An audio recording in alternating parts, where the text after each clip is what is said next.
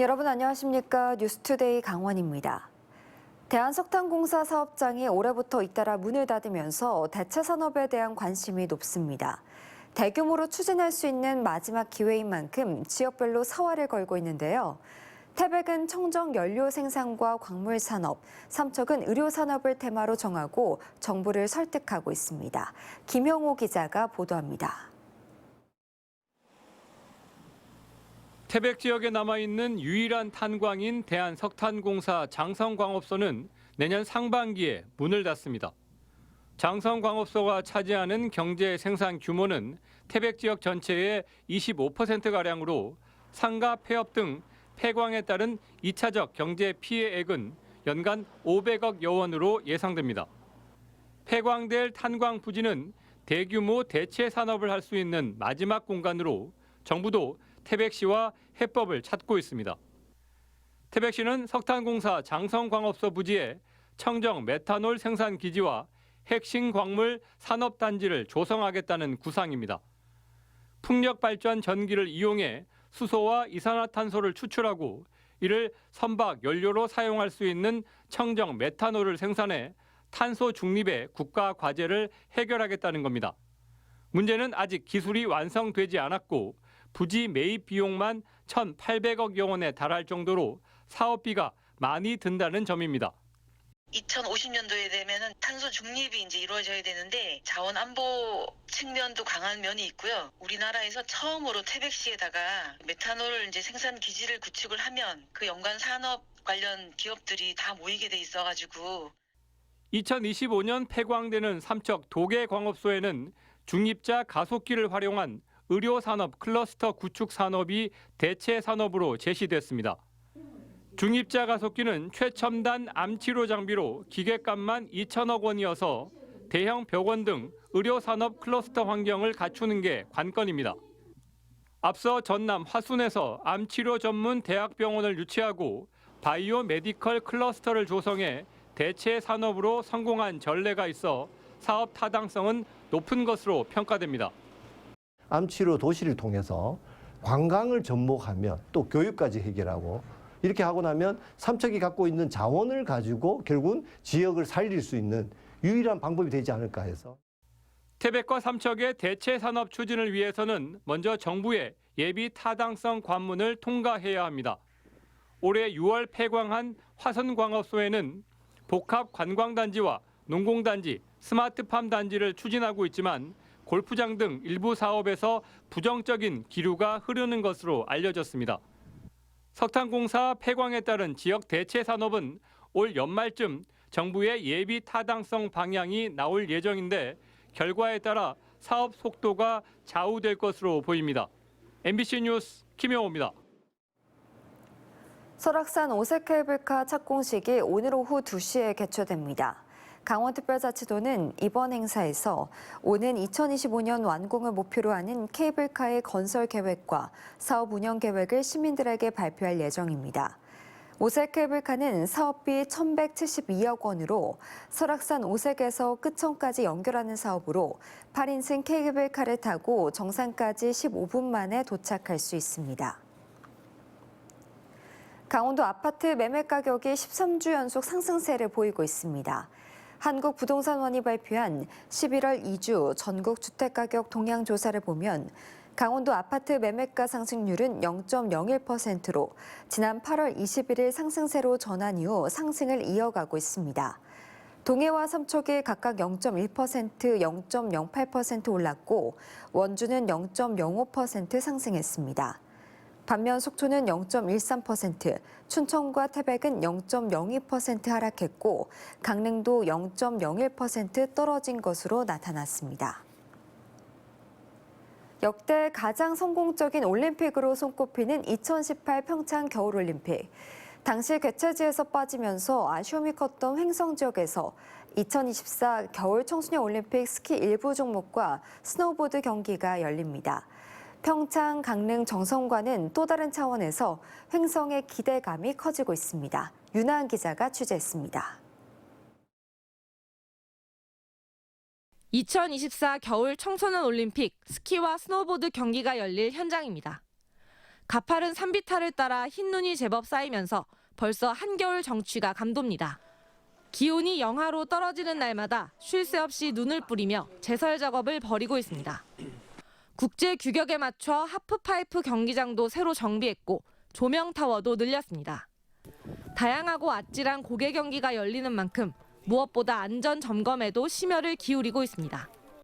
2018년 평창 동계올림픽 때 저희가 그 전부터 준비를 했었는데 저희가 제외돼서 좀 아쉬움은 많이 컸지만 성공적인 올림픽이 됐기 때문에 2024년도 청소년 올림픽도 평창 올림픽에 버금가는 그런 멋진 올림픽이 될 수 있을 것 같습니다. 2024 청소년 올림픽 대회를 준비하는 횡성 지역은 마음가짐이 조금 남다릅니다. 2018 평창 동계올림픽 유치 확정 전부터 스노보드 경기가 열릴 것으로 확신하고 있었지만 막상 모든 경기는 평창과 강릉, 정선에서만 집중돼 열렸기 때문입니다.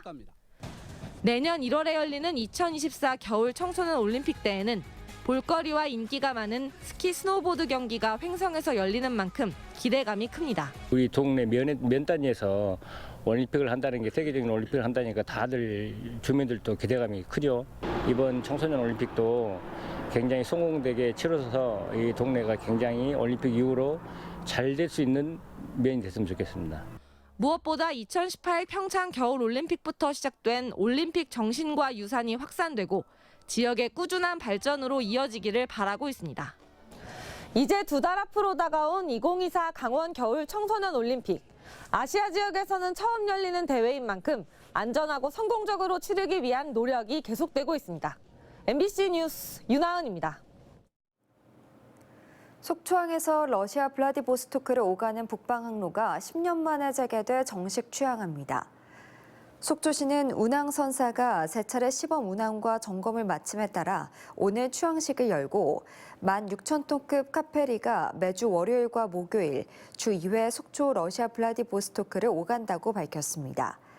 운항선사인 JSAO는 항로 재취항을 기념해 내년 2월까지 한시적으로 강원도민과 속초 시민을 대상으로 할인 운임을 적용하기로 했습니다. 강원도가 해외 바이어를 초청해 열린 수출 상담회에서 106억 원에 달하는 현장 계약이 체결됐습니다. 지난 14일부터 이틀 동안 강릉에서 열린 수출 상담회에서는 도내 기업 99곳과 해외 14국의 바이어 50곳이 참여했습니다. 이 자리에서 황태 등 농수산식품이 400만 달러, 핫도그 100만 달러 등 모두 106억 원에 달하는 계약 체결이 이뤄졌습니다. 강원도는 상담회에 참가한 기업을 지속적으로 모니터링해 수출에 필요한 후속 조치를 아끼지 않겠다고 밝혔습니다.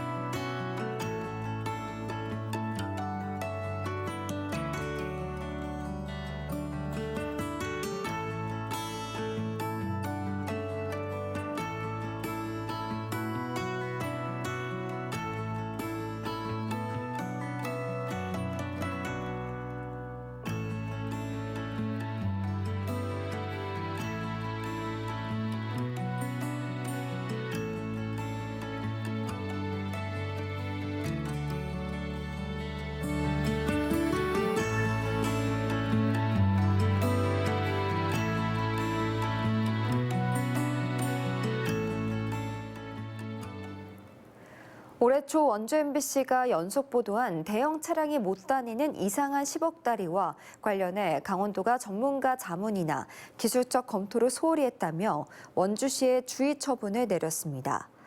원주 도심에서 기업도시로 진입하는 호저면 만종일교 추가선로 공사를 감사한 강원도는 원주시가 신속한 민원 처리를 위해 교량폭과 회전 반경을 소형차 기준에만 맞춰 대형 차량의 하천변 추락 등 사고 발생이 우려된다고 지적했습니다. 연속 보도 직후 원주경찰서는 교량에 중대한 구조적인 문제가 있어 개통이 어렵다고 원주시의 의견을 밝힌 것으로 확인됐습니다. 원주시는 사업비 10억을 추가해 20억을 들여 내년 상반기까지 교량폭을 넓혀 개통할 계획입니다. 춘천시립미술관 건립 사업이 본격적으로 추진됩니다. 춘천시는 다음 달 중으로 시립미술관 기본계획과 타당성 조사 용역에 착수해 내년 7월까지 마무리할 계획입니다. 이번 용역에서는 건립 후보지와 규모, 건립비와 조감도를 중점적으로 다룹니다. 이어 2025년 1월 문화체육관광부에 사전 심사를 요청하고 시민공청회를 개최하는 등 행정 절차를 진행할 예정입니다. 강원도가 오늘 오후 양양 남대천 수변공원에서 K연어 비전 선포식을 개최합니다.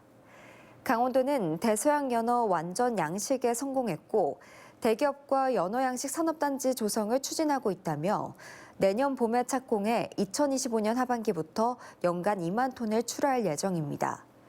대서양 연어는 우리가 흔히 먹는 연어로 생연어는 대부분 노르웨이에서, 냉동 연어는 칠레 등 남미에서 전량 수입하고 있습니다. 철원군수 주민소환 서명 운동이 중단됐습니다. 주민소환 대표자는 6일부로 군수에 대한 주민소환 서명 운동을 중단한다고 밝혔습니다.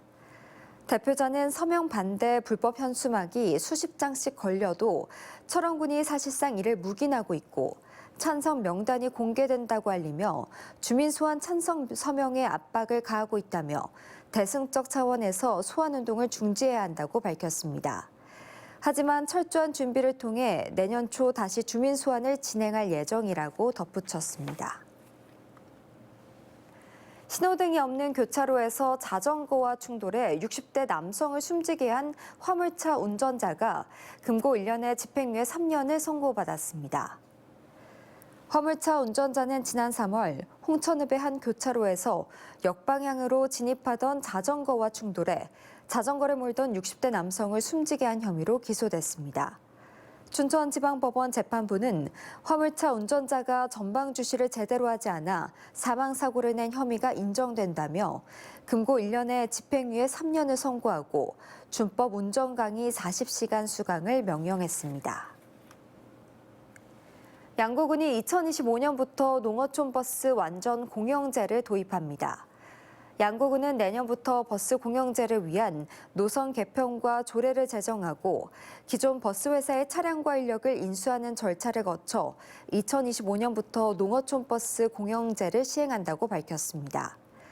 양구군이 현행 농어촌 버스의 운영 체계를 점검하는 용역을 벌인 결과 버스 노후화와 경영 적자가 심각해 버스 완전 공영제가 필요한 것으로 조사됐습니다. 최근 전국적으로 빈대 발생 신고가 잇따르고 있는 가운데 2024 강원 겨울 청소년 올림픽을 앞둔 평창군이 빈대 확산 방지를 위해 집중 홍보에 나섰습니다. 평창군은 숙박시설 운영자를 중심으로 자체 점검을 안내하고 의심 신고가 들어오면 현장 확인과 소독도 지원할 방침입니다. 또 일반 국민들도 예방에 동참할 수 있도록 평창군청 홈페이지에 빈대 예방 대응 정보집을 게재하고 현수막과 각 읍면 지역, SNS 밴드 등 통해서 카드 뉴스를 배포했습니다. 빈대는 감염병을 옮기지는 않지만 흡혈을 하기 때문에 가려움증을 유발하는 해충입니다. 철원 지역의 고령자들을 위한 인생 2막 반딧불 초등학교가 운영됩니다. 반딧불 초등학교는 배움의 기회를 놓쳤거나 학업을 중단한 성인을 위한 초등학교 검정 고시반으로 2017년부터 시작됐습니다. 철원군은 2018년 70살 이상 고령자 6명이 초등 검정고시 합격했고 2019년 10명, 2022년에도 7명이 합격했다고 밝혔습니다. 올해는 내년 4월 검정고시 합격을 목표로 교과 과정을 운영합니다. 인제군이 2024년 상반기 일자리 사업 신규 참여자 1,796명을 모집합니다. 취약계층 대상 공공 일자리 192명을 먼저 선발하고 20일부터 124명 규모의 1차 모집을 추진합니다. 2차와 3차 모집은 내년 초 진행되고 인제군에 거주하고 있는 만 18세 이상이면서 기준 중위소득 70% 이하인 사람이면 지원할 수 있습니다. 지금까지 뉴스투데이 강원이었습니다. 시청해주신 여러분 고맙습니다.